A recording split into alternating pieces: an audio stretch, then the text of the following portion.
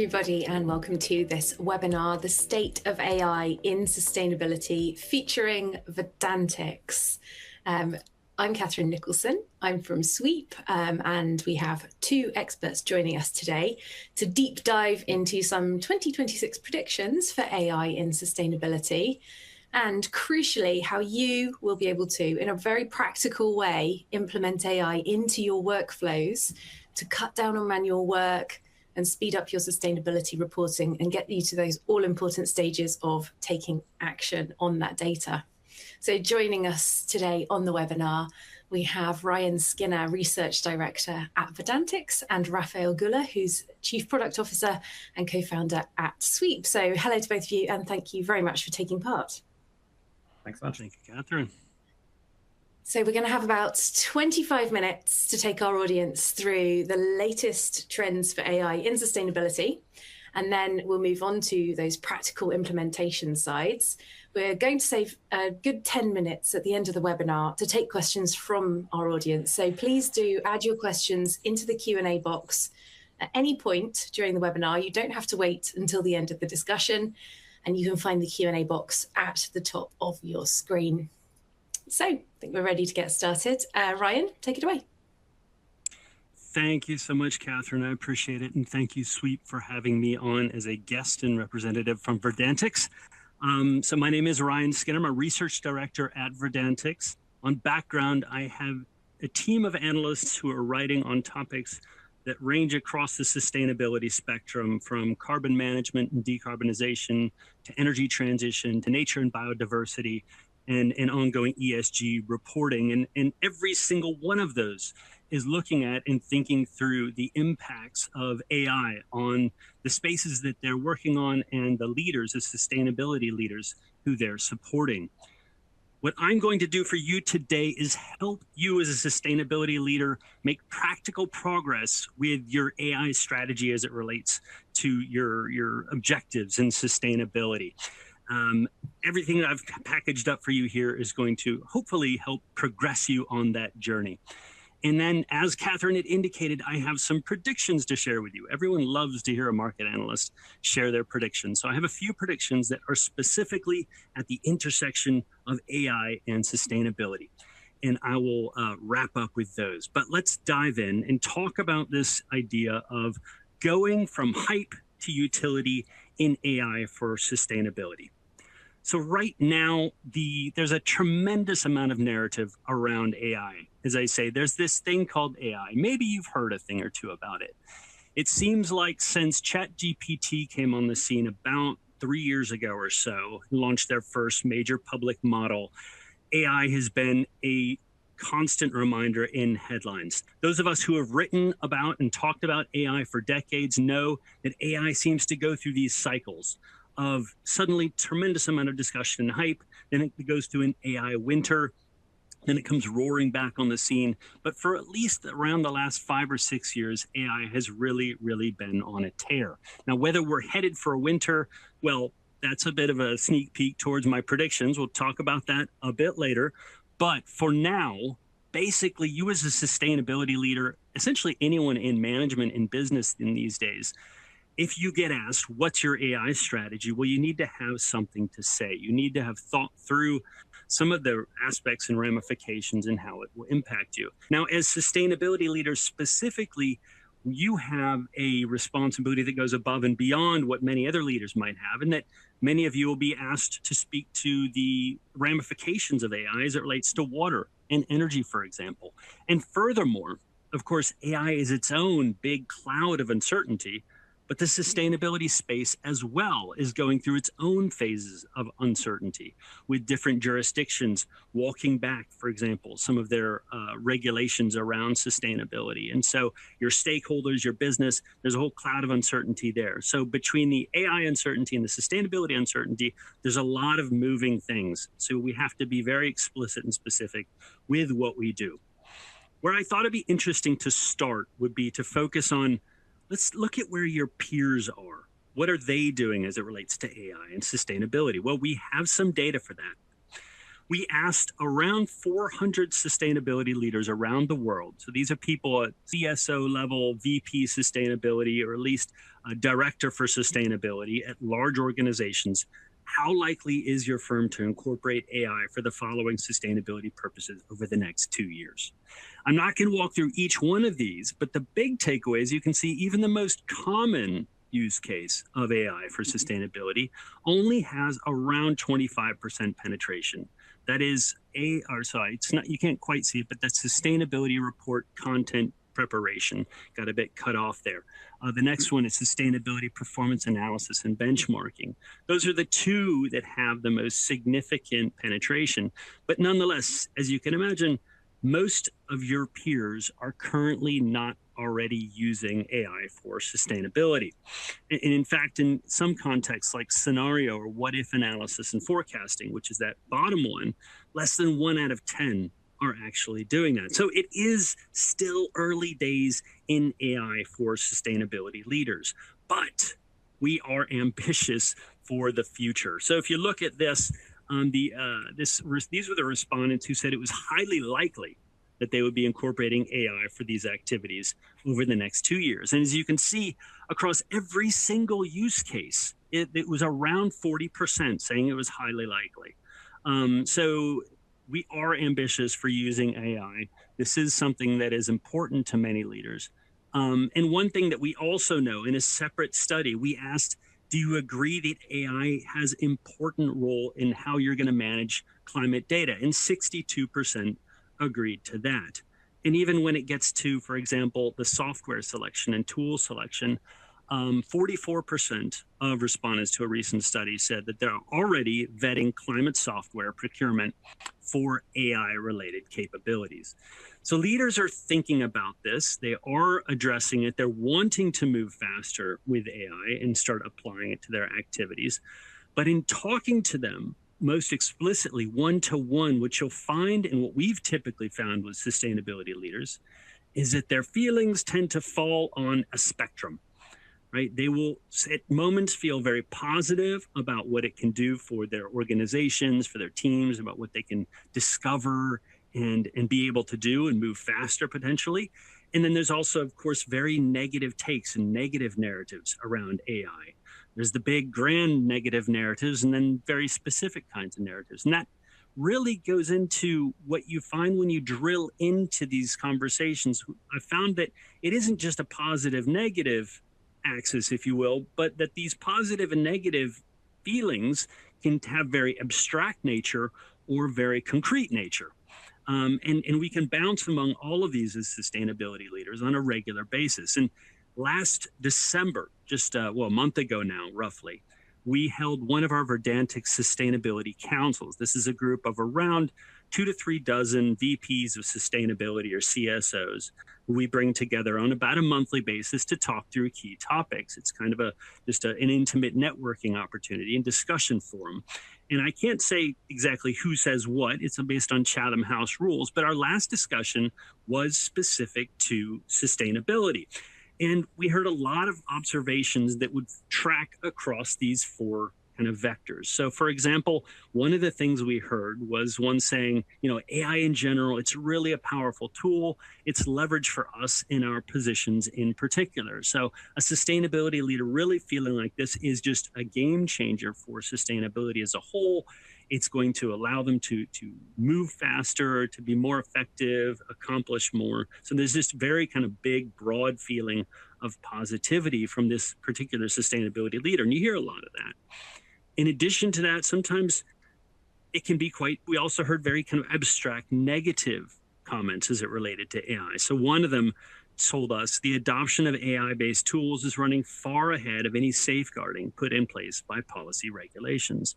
And the CEO of one of the biggest AI companies in the world, Anthropic, just released a massive essay basically saying the same, that yes, there are significant problems with the controls associated with AI. There's these big worrisome issues. Where is this whole thing going? Here in the UK, where I'm based, there's been a lot of discussion around major issues around how AI generates content that is very highly sensitive and dangerous. So there are these kind of big negative abstracts. When you boil it down to the concrete, then there's, again, positive and negative feelings at a very concrete level when you take it right out of that abstract space to comments like this.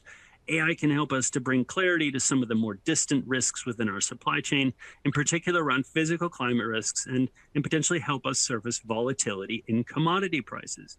So some of the advantages that this particular leader saw is, what if we could see how, for example, physical climate risks in a very distributed commodity resource environment could impact our purchase price on forward-looking scales? We can predict, for example, that 3 months ahead, a few of our key inputs are going to rise 2 or 3 times in costs. What can we do from a financing perspective or resilience perspective to avoid that?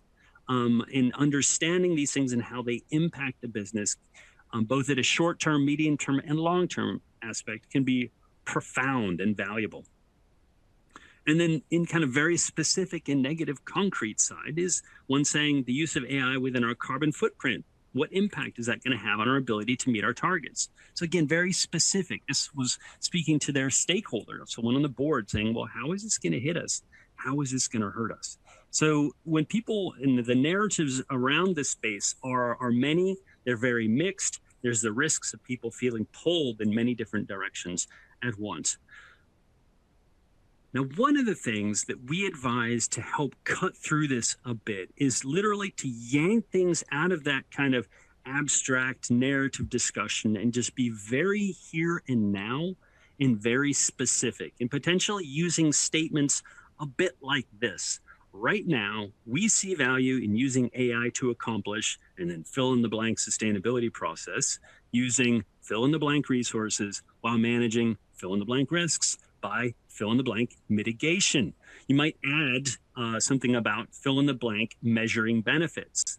So by creating a series of statements where we're just very specific and very mindful of a particular thing that we can do, what it's going to cost us, and how we need to prevent downsides, allows us to proceed in a way that is ideally shedding a lot of the big narrative worries, and not trying to solve for everything, but trying to address very specific and practical things in the here and now. And this is kind of generally how we advise sustainability leaders and many leaders who we're advising in the context of AI to proceed in a very kind of matter-of-fact kind of function. When we look at how currently chief sustainability officers are needing to approach AI, there are a lot of dimensions for them to think about. We recently did a report on implications of AI for the CSO. And so all 6 of these dimensions are ones that CSOs ideally are going to want to have a point of view on and be able to speak to on behalf of the organization. For example, how AI is impacting outside of their organization. So what is the AI impact in the world, for example, or on things like that? What are risks associated with AI? And what are the environmental footprints of AI models? One of the things that we're going to focus and exclusively dive into today in our discussion is very much around the integration, let me not stop stumbling on my own lips, of AI into digital sustainability solutions. So we're going to focus on looking at that from a very specific point of view. I'll look at it in the context of different domains where AI can have value and the use cases where it's being used by both sustainability leaders and the software companies that support them. Many of these other areas, sustainability leaders can, in many extents and purposes, take a kind of fast forward heuristic. And by that, I mean in the context of environmental footprint of AI models. For businesses for whom, for example, AI, like productizing an AI for their consumer use would be a potentially huge environmental footprint. Using AI for analysis of some particular workflow that is oftentimes based on a training model that's already made isn't necessarily going to create more emissions than, for example, an executive taking a flight around the world to attend an event or something along those lines. So in the real here and now, many of these issues can be addressed quite quickly and matter-of-factly by addressing just what is the big challenge and what is the little challenge. And for many sustainability leaders, as they're applying AI to their specific sustainability processes, don't necessarily need to answer each and every one of those questions just for that. They just need to think about how is this going to create value for us and what risks do we need to keep in mind as we do so. So let's look first at the domains where AI can bring value in the context of sustainability. There's 4 key domains, and we'll see these, and I'll draw attention to them in each of the use cases that we look at. So first of all, data quality enhancement, how AI can help contribute to that. The second is around risk management for ESG and decarbonization. The third is around sustainability reporting streamline, how it can speed up us getting the word out to the world and our stakeholders about our performance and our promises. Fourth and last, around operations optimization and efficiency. So each of these use cases for AI will typically touch on or build from one of these major domains. So let's look at the first use case. The first one is around facilitating carbon accounting. And this is specific to that data quality piece and specific to that reporting piece. So what we're seeing AI be applied here for is taking on board large amounts of spend data, taking that, structuring it, and then mapping it to scope 3 categories and matching it then to emissions factors, bringing a human in the loop to determine whether that emission factor selection is approved or not. If it's not, cycle back through. The AI learns and it does better the next time. So AI is being used in many contexts for in this kind of way for carbon accounting to help speed things up, improve operations, improve the final outcomes of the measurements, and move faster. So that is the first kind of major use case that we see of AI for sustainability and reporting. Second key one is specific to ESG and sustainability reporting, and this is very specific around, again, data quality and reporting again. So one of the things that we see a lot of use of AI for is data gap filling. So for example, where you don't have particular data that speaks to, say, a certain scenario, well, what are we seeing then when we can use AI to help create reasonable estimates for that? We can use it to speed up how we're relating to some of the regulations that we have to relate to by using chatbots within an interface to help guide the people filling out, for example, very critical, oftentimes technical data throughout our organization to do so accurately and correctly. We might also be using AI to help reformat content or reformat insights report to report. So again, just speeding up our ability to get the message out and to package it up in different kinds of contexts to a higher degree of quality. That's the second major use case that we've seen organizations apply. Third one is focused around specifically around risk management. So there's a number of different ways that we see AI get applied to address risk management around decarbonization scenarios. One way is we see it, the ability to project the impact of carbon abatement levers on a company's net zero targets, looking forward on say a 5-10 year basis based upon reasonable assumptions about how the market's going to evolve and how that business is going to evolve. Given its, for example, past growth trajectory and its ongoing emission strategy. Another way that we've seen CO2 emissions forecasting analysis play out is just through using emissions to determine how much an emission reduction potential of renewable energy, energy efficiency, and carbon offsets will impact or address the firm. So this is another way where we can see AI to help address risk management around looking around the corner, looking ahead for that organization. The fourth major use case that we see for using AI in sustainability is helping to, again, on the risk management and here also operational optimization, understand highly variable scenarios such as sun and wind energy generation or energy storage and use. So say, for example, for very large organizations with large EV fleets, helping them to better understand, optimize, and manage the charging of their EV fleets, or helping grid transmission and distribution operators to better understand how loads are operating on their grids and optimize those to avoid outage and to reduce overcharges and frequency violations in their grid. So a lot of different ways you can use AI to help identify an ideal operating profile or an ideal charging profile, for example, for batteries and the like. So that's another interesting use case. And our fifth and penultimate use case is around biodiversity identification and risk mitigation. So again, risk and reporting specifically. So identifying, monitoring, and managing risks, AI can play a very strong role there in the context of very large data set analysis. So there's a great example from Network Rail here in the UK, which used AI to better detect and monitor trackside bat populations. And help manage that key biodiversity issue for them by using large data sets and AI. On the risk mitigation front, another interesting use case here where Arup, a major consultancy in the real estate space, was using AI to identify and manage urban heat areas. So using large data sets on urban heat areas to identify where those were happening in a city environment and understanding where they were going to need to mitigate for urban heat islands in their development strategies in a city environment. So AI can be really, really powerful and impactful here. And the last use case I'm going to speak to is around supply chain. So we're seeing this as a very common use case. And identifying emissions hotspots, for example, automating certain aspects of life cycle assessments, and engaging with suppliers, mapping out supply replacements, and then determining what the knock-on effects for a change in supplier would mean, both for a company's product carbon footprint as well as its corporate footprint. So again, this is another very valuable and interesting use case of AI that is currently available for firms to think through and apply for their own businesses going forward.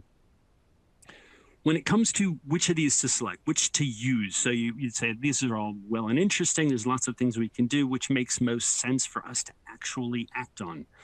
So we at Verdantix have developed a point of view around three key factors to take into account: trustworthiness, that is of the underlying models, of the reliability of the output, for example; the operational viability, how easily can we use this, how easy can we, for example, integrate it with our existing operations; and impact.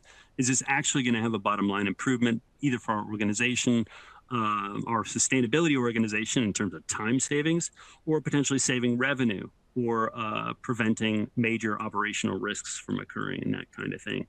So what I would say is ideally develop your own heuristic, or you could by all means borrow ours. This is where we at Verdantix use those three categories, as you can see in this radar.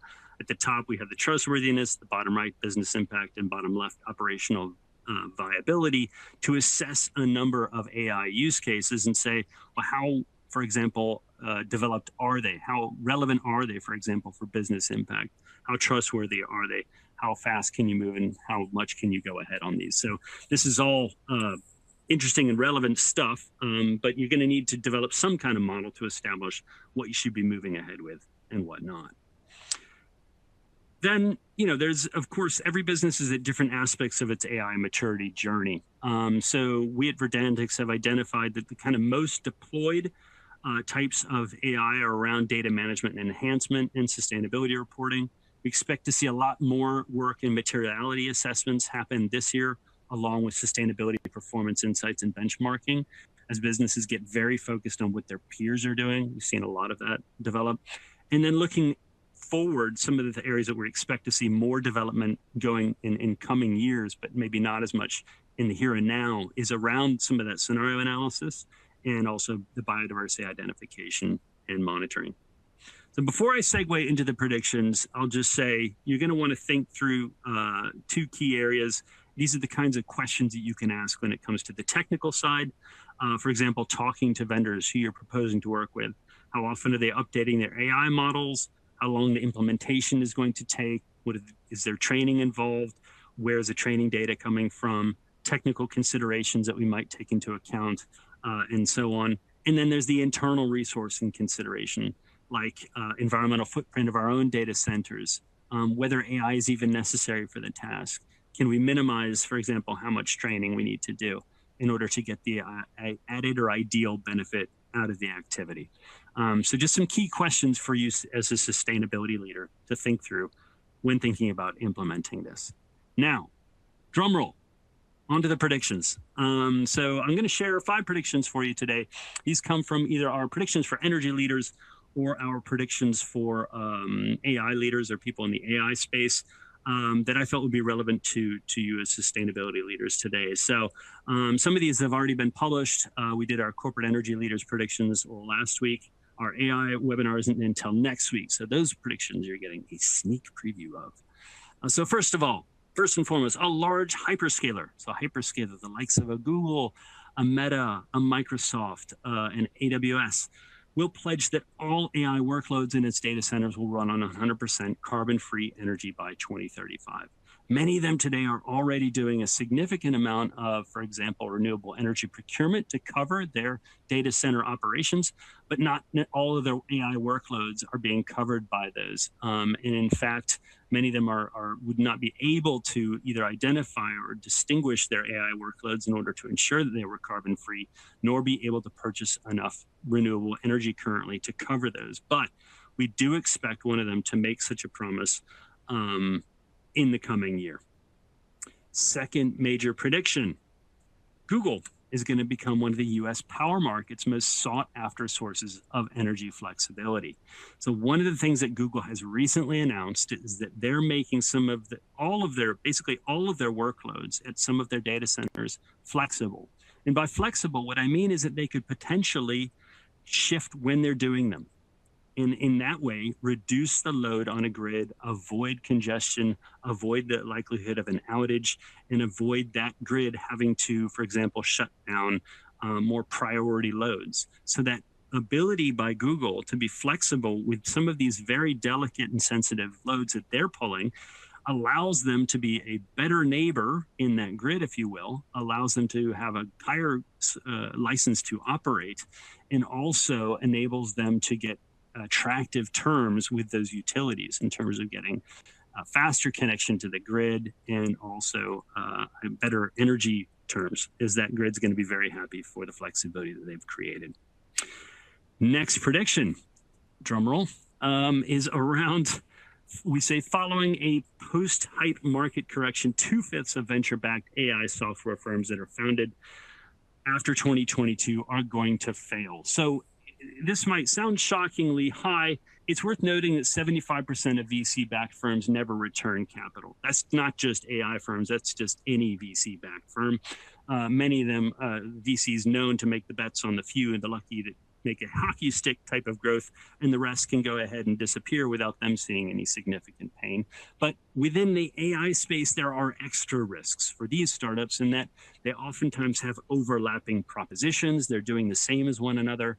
There is limited differentiation as a result, and oftentimes they're very dependent on quite volatile foundational models that might shift, or the revenue models of those firms that offer those might shift, which would significantly impact those firms' own profitability. So we do see a bit of a bubble popping. It won't be a catastrophic one. It'll be a corrective one. And just to make sure that point is clear, I've included it twice. Let's move on to prediction number 4. Commodity inference AI costs will collapse, forcing at least 30% of enterprise AI software vendors to abandon their current usage-based pricing model. So we're seeing inference costs to achieve parity, that is to accomplish the same end, dropped by about 40x over the last couple of years. We're seeing a lot of price competition kick in, and we're seeing less reliance on NVIDIA chips. All of this creating what we all love to see from the market, that is the significant amount of efficiency of resources and prices dropping. This is going to hit particularly on those businesses that are undifferentiated and AI first providers that don't necessarily have their own AI platform to build from. So those are going to see their prices drop the most and be exposed to that. And last prediction for you today is around Gen AI adoption and anticipation will act as a meaningful drag on the white-collar hiring market, contributing to the weakest white-collar job market in over a decade. We've already seen some tightness in the market, in the white-collar jobs market, start to emerge in 2025. what we're going to see happen in 2026 is a lot of executives are going to see that their commitments to, for example, cost reductions, for example, are going to be accelerated by CFOs leaning on them to demonstrate the value of their AI investments. And that's going to result in cuts. So areas like marketing, customer support, finance ops, software testing, and professional services are all going to see job losses without necessarily equivalent growth to make up for it, leading to increasing tightness in the white-collar job market in 2026. Further than that, looking forward, there certainly will be new areas of growth, but it will certainly be tight in the year to come. And that is our 2026 predictions, and wraps it up for me. So with that, I think I'm handing off to Raphael, and then look forward to questions at the end. Thank you. Indeed, thanks so much, Ryan. I'll just jump in first to say thank you, and also to encourage everyone who's joined the webinar to be sure to add their questions, because I'm sure they have plenty after your fantastic presentation. Perhaps questions about those predictions as well. So do add those into the Q&A box, which you can find at the top of your screen. But yes, with no further ado, very happy to hand over to Raphael Guller, who's going to give us an overview on the practical implementations of AI through the Sweep platform, and a look at how the right tools can help to cut down your manual work and speed up your sustainability reporting. Over to you, Raph. Great, thanks so much. And thank you, Ryan, for the great presentation. I thought that was such a good summary. And so 2/3, or sorry, 2/5 won't make it. You heard it here first. And I guess let's make another prediction. Sweep won't be amongst those companies, because I think we are building in very smart ways. And we will come back to that in a moment as well. So I just wanted to follow up this and give you a sense for how we put all this into practice today. Obviously, we're your sustainability intelligence platform, right? We've been around for a good 5.5 years now. We're a mission-driven company, right? So we're B Corp. We're also this French legal construct that's called Entreprise à Mission. And that means we're for profit, but we also are being audited on our mission every year by KPMG. And sort of the main KPIs there is decarbonizing the economy. Right? So that's what we want to do as a business. And yeah, as you've just heard it, obviously, AI is a massive topic for us as well. And so I want to double click into this in a moment, but just before that, just to give you a bit of a general sense of what we do. So we are particularly working with large companies, right? Those are the big networks of carbon emissions. We work on their carbon, right? So that can be their corporate carbon footprint, that can be their product carbon footprint, but we also work with their networks, meaning their supply chains. Right? That's where we really see sort of the big lever to use the biggest actors to sort of drive networks of carbonization. And I think we're really fortunate there that we have amazing customers that we are in constant dialogue. We are really building every single feature in Sweep, whether it's AI or not, in collaboration with some of these customers. And so that can be Canon, right, that is doing CSRD reporting in Sweep, and for that also needs their carbon, so they're doing both. Wella, for example, is doing the same, but also tracking loads of their own ESG metrics. We have SNCF that is really engaging the full supply chain and is generating data across the network there. But also data flows in and out of Sweep, right? And Decathlon, for example, they're using their carbon data that they're building in Sweep to then move it into other parts of their tech stack. And for example, they use this data to then also calculate compensation, right, on their staff. So really Sweep as sort of a 360 toolkit for all your sustainability data and plugging this into your wider tech stack. Just very briefly, right, we are well capitalized to be on this mission for many more years to come. I think what's really important to us, and I'll come back to that in terms of AI as well, is that we have been building Sweep with a secure foundation from day one. We're SOC 2 ISO compliant and also newly compliant with the EU Artificial Intelligence Act. And obviously very proud that we're recognized by the market as a leader in this field, by Verdantix, for example, but also IDC, which is the screenshot here. Now, our take on AI is, right, that it is one key pillar out of 3 pillars to drive return on investment on your sustainability data, right, and on all your sustainability activity. I think Ryan said it well, right? There's various shifts underway in the sustainability space and in AI. It's also sort of coming together in this perfect storm where sustainability teams have to do more with less, more reporting, right? More reports, more data crunching. But the CEO might also be like, what happened to our target setting? Why are we off track? And we have this sort of, AI storm where suddenly, a lot of tooling might be changing within the business too. And so for us, there's these three pillars, right? Where we think we can really help you drive value. And so one piece is the data management, right? I've just touched on it. We've been building this since day one. This is you managing your business data and turning it into sustainability data, right? That is governed, that you can trust. The second piece is sustainability intelligence, right? So what we call intelligence, which is usually third-party information, right? It might be benchmarks, it might be emission factors that help you to calculate your emissions. That can be the disclosure data points across different reportings. So you need your business data and external data, and we put AI on top to turn all this into something that is actionable for you, right? And so more simply put, right, that is trusted business data, it's intelligence that guides you, and AI that accelerates on top. And that's how we think you can drive the most return on investment on your sustainability data. And when it comes to AI specifically, there's sort of three ways how we think we do things differently, right? So it's domain specific. So it's not your general ChatGPT that you could feed some of your data and then get outputs. It's us having taken some of these latest models and optimized them for sustainability calculations, for sustainability interactions. Right? So that's part one.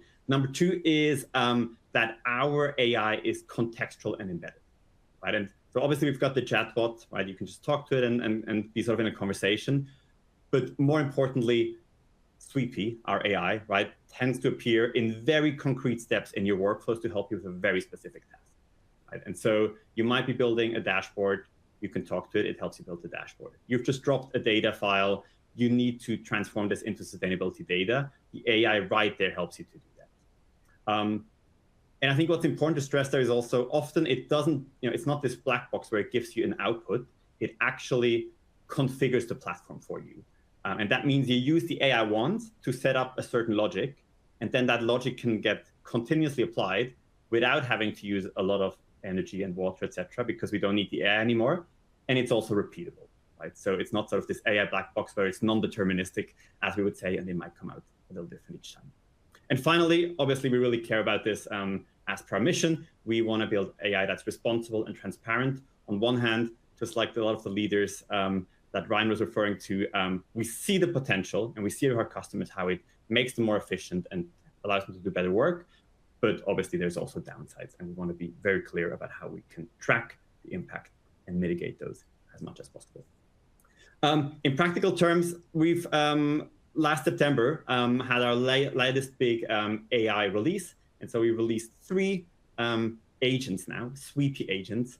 That's the analyst, the builder, and the writer, right? And so the analyst is the one that scans your data and helps you map it against the different disclosure standards and helps you pick emission factors, right? And turns it into carbon data. The builder is the agent that configures the platform, what I just mentioned before, right? Where I can talk to it and it builds a dashboard for me through the functionality of the platform, or I can ask it to build a much more advanced formula. And what used to be a lot of sort of trying to figure out the right almost lines of code is now just a prompt and it gives the result. And finally, the writer is, for example, if you write your CSRD, a lot of it is qualitative responses. And so it scans all your data. It looks what you've disclosed in previous years, and it now writes those disclosures for you. And so, yeah, I mean, plenty of benefits from this, of course. I think, Ryan, you had it sort of split into time savings or better informed decision-making, for example. So that's just 3 examples, right? When you use our agent to do your disclosures, right, we see that across our customer base, we tend to be 90% faster, right? And so our calculation is, sustainability experts tend to take sort of 50 minutes per qualitative response. Because you get a first draft and you can refine it and you see the sources, this tends to be around 2 minutes on average now. Similar with the formulas, that's sort of the nerdy part of the platform. Some of it gets really complicated and you need to test it. It takes around 20 minutes on average. It's now down to 2 minutes. But I think the last point is really interesting, right? This is again, sorry, it's the middle point on the dashboards. there, right? It's not just making it faster, but it also just actually allows people that before wouldn't be able to engage with that information to use it for their decision making, right? And so building dashboards, you need to understand the underlying data architecture, which data to query. Often you wouldn't even just bother. And now you can come into Sweep and you prompt and you get a result, and you can use this for your reporting and your actions. Responsible AI, right? It's really key for us. And so we have these 4 principles: safe, secure, and private, people in control, tracked and accountable, and built for impact. I've already quickly touched upon our secure setup, right? So it's clear that we don't train our models based on your business data. It's your highly competitive information. So that is a given. We ensure that it's always very clear when AI has generated an output, right? So for example, in the disclosures, the text responses that were created by AI, they're marked in blue, right? And they clearly stand out. So an auditor can see it, and obviously it's very, very clear what's been created by AI, and you might want to double check it. Tracked and accountable is particularly dear to me. So we run our own LCA on our IT and AI consumption. We're updating this every quarter. And based on that, we connect it to your usage of Sweep and AI, and we automatically generate what we call measurements, as in data points, for that usage that you can use for your own reporting, right? And so that allows us to track, but it also allows you to disclose how you use Sweep and what the impact of it was. And we think, obviously, transparency and accountability is the first step towards also understanding what it is and how we can reduce it. And yeah, finally, for impact. So as we just said, we don't just throw AI everywhere. Most of the interactions aren't with a central chatbot that might generate some outputs, but it's sort of stuck there. We have these little moments of AI that do a specific thing. Hopefully afterwards, we've configured the platform so we can do it again and again without having to use AI. Okay, that sort of sums up our approach, right? What that means is Sweep is your intelligence platform, your sustainability intelligence platform that helps turn your data into business intelligence, right? And the sort of governance that we've set up here really allows you to adapt all this to your business structure. Every business is different. It really empowers you to do content reporting and do this much faster. So hopefully you can spend much more of your time again on driving the change as well. And so that's where the intelligence comes in, right? So that you can drive ROI, that you can make this all actionable. And it is built with our Sweepy AI agents that enable a lot of that. And with that, thank you so much. And back to Catherine. Thanks so much, Raf. That was a great whistle-stop tour through Sweep's AI capabilities there. And just for our audience, anyone who would like to find out more about Sweep's AI agents, how they're transforming the way that teams work, you can check out the independent report that was carried out by Verdantix on Sweep's use of AI. You can get it by scanning the QR code that you can see on your screen right now. Alternatively, you can also click on additional resources, which you'll see at the top of your screen. So we have about 10 minutes left for us to take some questions from our audience. Thank you very much to the people who've added questions already. Anybody else who has one, please do pop it in the Q&A box. But I'm going to start off with a question from Belen Aranda, and I'm going to put this one to Raphael. Belen is asking, how are you managing in Sweep the business transformation needed behind the AI implementation? Yeah, that's a great question. There's probably 2 aspects to this, if I'm understanding correctly. So one piece, of course, is we are a SaaS tool, right? And I think clearly there's big shifts happening in that industry. And so we have our vision and then sort of our short-term strategy on how we build Sweep to be obviously the best tool for our audience, sustainability professionals, but also how we can build something that can last, right? And that can compete in the new AI space. And it's very much linked to those 3 pillars you've just seen, right? With the governance, you need your governed business data, you need intelligence to make sense of it, and you need AI to be as efficient and as effective on this. So that's sort of how we built our AI vision for the tool. And we've acquired, for example, 2 years ago, a startup that was very focused on AI for sustainability. And we've built a team around this. We have a larger team now that builds AI features. We also have a toolkit essentially that allows every of our product squads, our product teams, to embed some of these Sweepy capabilities into their features that they ship.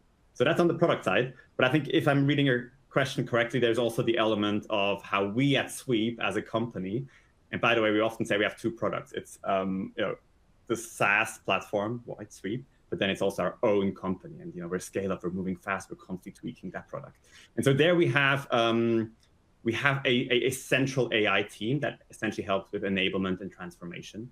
Right? So every team, whether that's marketing or it's sales or it's delivery team, it's legal, they can essentially sort of borrow a resource from that central team that support them on automating their own processes through AI as well. And that way we can sort of centralize learnings and we can create bandwidth for teams that might not have all that much space right now, next to their day-to-day for the AI transformation. And obviously we've got OKRs, et cetera, for that as well.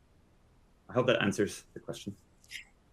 Thanks very much, Raphael, and thanks, Bilin, for your question as well. I'm going to put one to Ryan now. This is from Alejandro Gonzalez, and I'm sorry, but the other part of your name is cut off. Do you expect any changes on electricity rates linked to AI implementation? So we've already seen that. There was a lot of studies done late last year in different U.S. markets, for example, where large data centers have been built out. For example, in the valleys just to the west of Washington D.C., a very popular area for data center development, and then measuring the knock-on effects to consumer electronic prices or wholesale electricity prices in that market. So that's something we're already seeing in many markets, that AI build out and data center build out is leading to constraints in the electricity markets and leading energy prices to go up.